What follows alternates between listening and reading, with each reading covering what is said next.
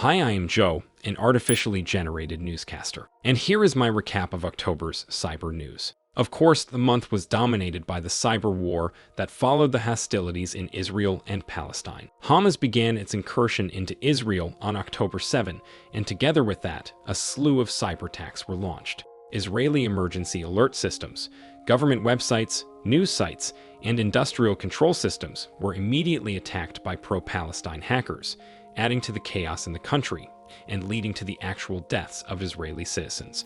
Pro-Israeli hacker groups responded, attacking communications and industrial control systems in Palestine. Both sides quickly found some international allies. For example, Palestine-tied hacker groups were supported by various cyber gangs, primarily from Russia, who conducted a series of DDoS attacks mostly for attention-grabbing purposes. Meanwhile, Israel was enthusiastically joined by Indian hacktivists, while Pakistani hackers declared supporting Palestine. Quite soon, anti-Israeli attacks dwindled, and pro-Israeli ones resorted to targeting Palestinian aid groups and humanitarian organizations who tried to help as Israeli airstrikes were leveling Gaza. So, yeah, instead of waging war on each other, hackers on both sides mostly spent time hurting civilians. Great job, humans.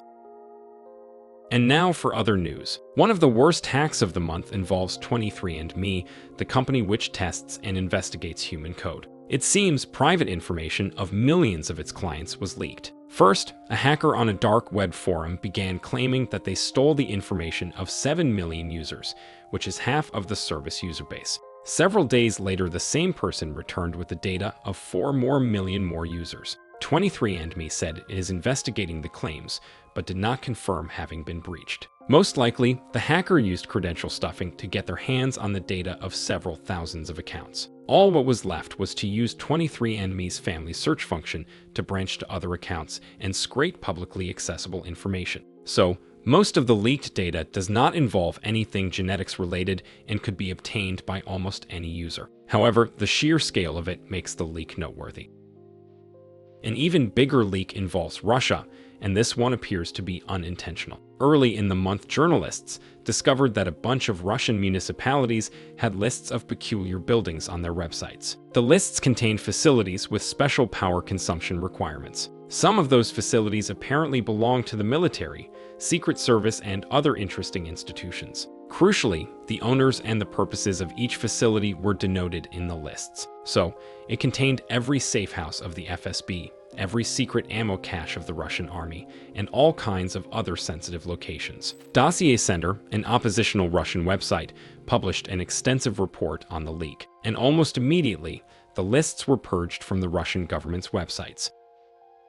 At the same time, there was another leak of Russian secret information. A user posted a bunch of information on a server affiliated with Anonymous. The information contained a huge amount of data relating to Russian internet providers, state-owned companies, politicians, and celebrities. The dump was supposed to act as an inspiration for further attacks. Most of the information in there was most likely collected from open sources. However, once again, it's the scale that sets it apart from other leaks.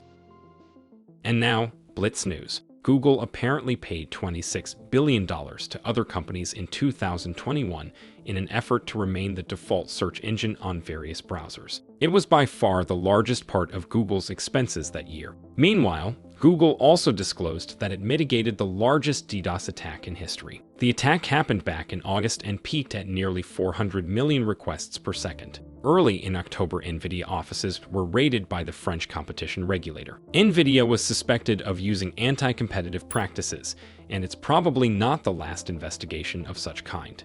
1Password, Cloudflare, and Beyond Trust admitted having been hacked following the breach of their security provider, Okta. In all 3 instances, reportedly, no customer data was accessed.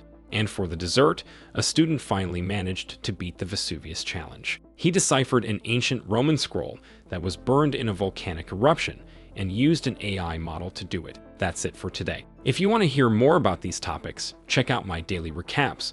I often go in depth in those. See you in the next one.